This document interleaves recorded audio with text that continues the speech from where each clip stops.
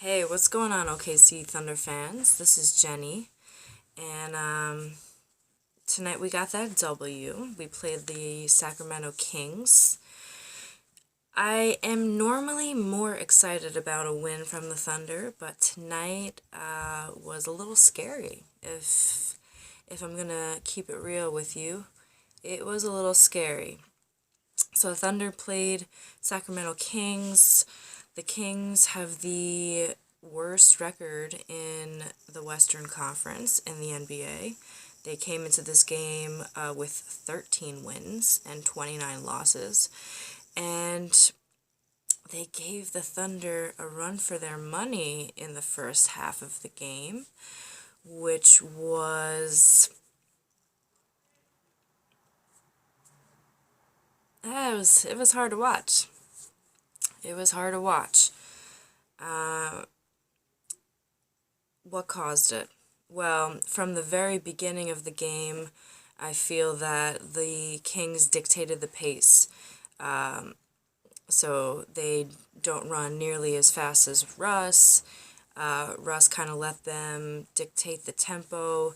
The other guys followed suit, and before you knew it, they had 6 turnovers in the first few minutes. Overall, OKC had 20 turnovers, which led to 18 points for the Kings. So those turnovers were extremely costly for them. Take care of the ball. I've been saying this for a few of my videos now. The Thunder is not taking care of the ball. There were quite a few praises for Paul George after the game because he really buckled down in that fourth quarter after Westbrook was ejected and was able to secure the win for the Thunder, and I do give him mad props for that. But let's not forget how many turnovers he had in this game.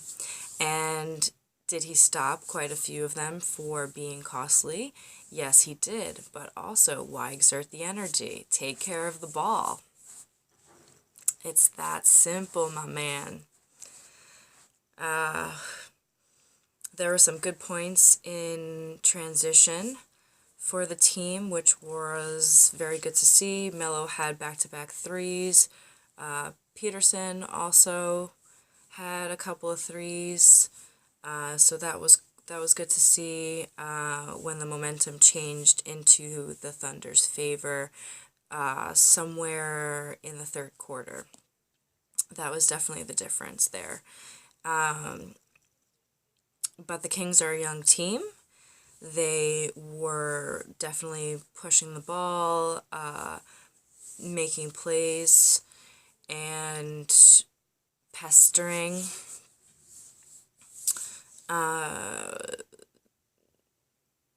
There were a few questionable calls by the refs. I would like to know what everyone thinks about how the officiating has been this season, because I've noticed that players are particularly frustrated with some of the calls they've been getting. I mean, I think it's kind of a known thing that that the players are constantly fighting with refs over not getting called for fouls, but this season seems to be particularly bad, and I'm wondering what all of you think about that. There are close games, and when calls aren't made, they cost a game for one team, and you add up a few of those, and that can determine an entire seed for a playoff run. So even though it seems like, oh, it's just one game, add those one games up, and now you have a string of badly officiated games that turn into several losses for a team that really probably shouldn't have had those losses. I guess you could make the argument that every team deals with that, and it's just kind of something that everyone has to deal with. But some of these calls are pretty clear, and from where the refs are standing, they should be crystal clear, and for some reason, they are not. So I'm just wondering what you all think about that. But that's just kind of a sidebar. So Russell Westbrook was ejected in the fourth quarter. Also, totally unexpected. I don't know what was said to the ref, but I think we all saw the play that he was ejected off of, and then Billy Donovan got a tech as well. So there were three technical foul shots that the Kings were able to take off of that, which was really not that big of a deal.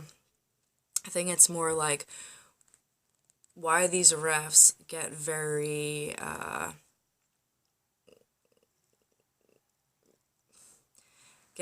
and mighty with their power, because ejecting, there was a game earlier on where Melo was ejected for something silly as well.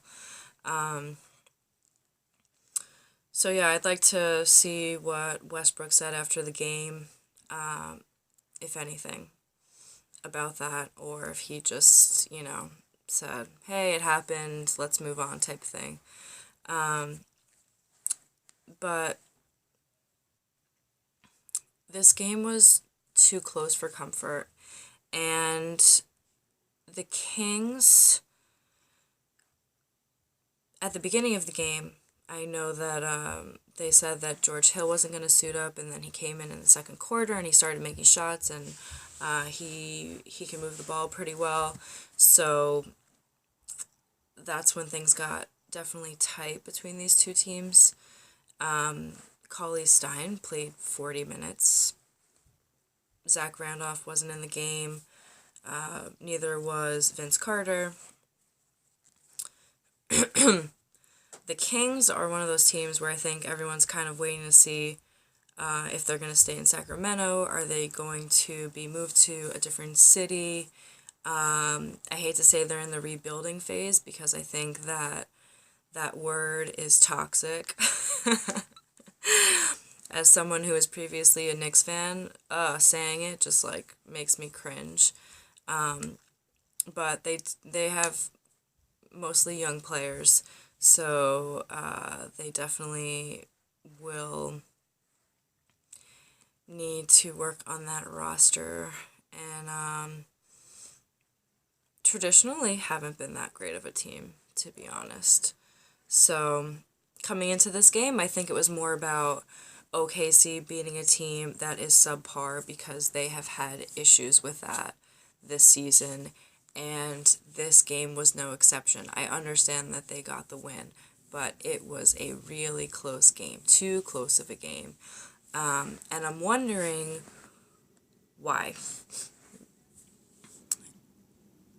The difference between the Thunder winning the game and losing was their rebounding, and their rebounding was very good tonight.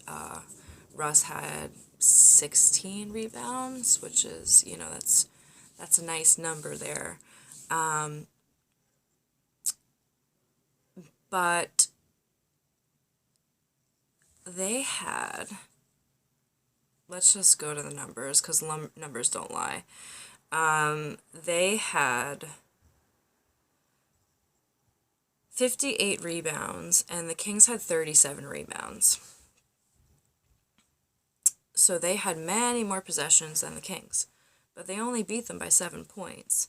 They also had 50 points in the paint and less overall fouls. So they should have won by more. Shots have not been hitting.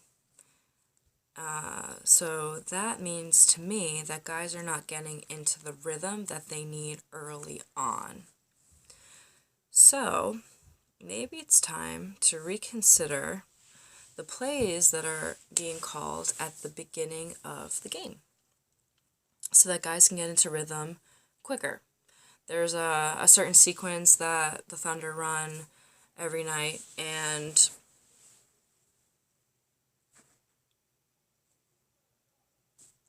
it might not be the best for the beginning of the game. It might not be the best option for the starters. So I think that going forward, it will be important for Russ to get guys going early on. He was doing that maybe a few weeks ago. His focus was to get the other guys going before himself. Then I saw him change what he was doing, and he started taking the first shot more often than none. So I think getting back to that, getting everyone else going, getting into their sets, getting into their rhythm earlier on will prevent these large deficits that they need to chip away at possession by possession and dig themselves out of a hole. Sometimes they're able to do that, and other times the hole is just too big, and it's difficult to come back from. So that first half of the game is going to be pinnacle for this team, because right now that is where they are experiencing the most amount of problems. It was the fourth quarter earlier in the season, and they started to buckle down. They started to really grind it out, work on their defense down the stretch. But now it's about preventing that from even happening. So those first and second quarters, in my opinion, are where the focus needs to be now, especially now that it seems like later in the game they're making adjustments. So that is what I noticed this game. Please share your thoughts on the referees and some of the things that you've seen in regards to the game in that sense. We're holding strong at seed 5. Actually, tonight, Minnesota moved up to the 3rd seed, and the Spurs moved down to the 4th. So they're neck and neck right now. And the Thunder are holding steady at seed number 5. But the Spurs have 29 wins, 16 losses. OKC has 24 wins and 20 losses. They're slightly above 500 right now. So that's something to keep in mind as well, because like I said, the Western Conference is continuing to separate in terms of wins, and it will be more difficult as that continues to happen for the seed positioning to change. So let's celebrate our two game winning streak, and see you next time. Hey, Thunder up. Laters.